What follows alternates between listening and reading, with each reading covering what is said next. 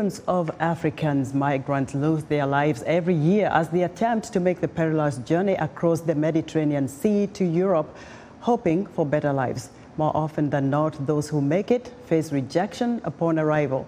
Others have been displaced by conflict and drought at home. And for more discussion on the subject, I'm joined right here in the studio by Mohammed Abdiker, Director General for International Organization for Migration, East and Horn of Africa.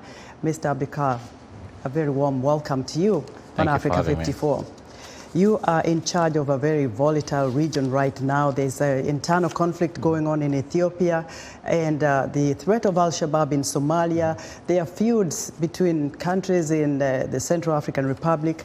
But what are the core issues driving so many Africans to leave their native countries and to look for better lives elsewhere? Thank you again for having me, Esther. Three main issues that drive us for migration in our region. One is the political instability that causes a large number of people to be displaced within their own countries or to cross borders.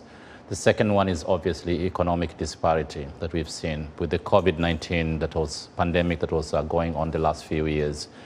The number of people who've gone through the poverty, below the poverty line, has just increased. And the last one is climate change. And I'm more than happy to expand on those three issues as well. Let's talk about that because it's important. This is happening. A lot of people think it's it's just a joke.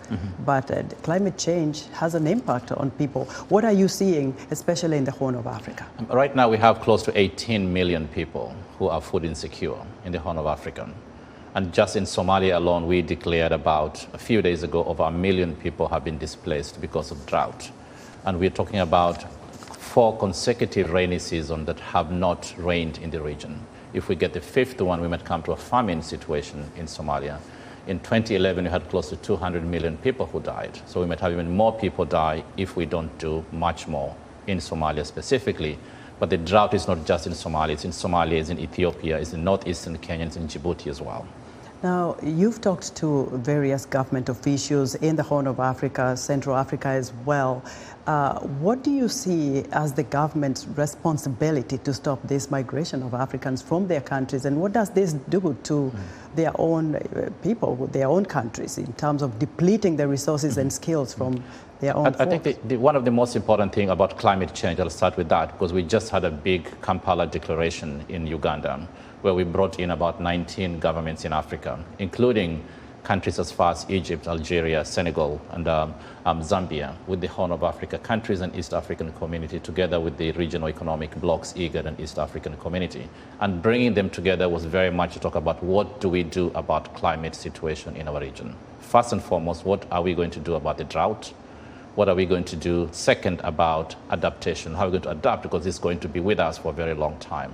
And third is about what can we do with the international community and how can we make sure that during COP27 discussion in Sharm el-Sheikh in Egypt in November, Africa has a message on mobility and migration in the region. And very briefly, what does IOM do to help survivors? Right now, we're providing shelter, we're providing water and sanitation, we're drilling boreholes, we're providing even transportation for Africans who are stranded in Libya, in Yemen, in Djibouti, in Somalia, back to Ethiopia. So we provide all the assistance required for our migrants. Mohammed, thank you so much. Mohammed Abdiker is the Director General for International Organization for Migration, East, Horn and Central Africa region.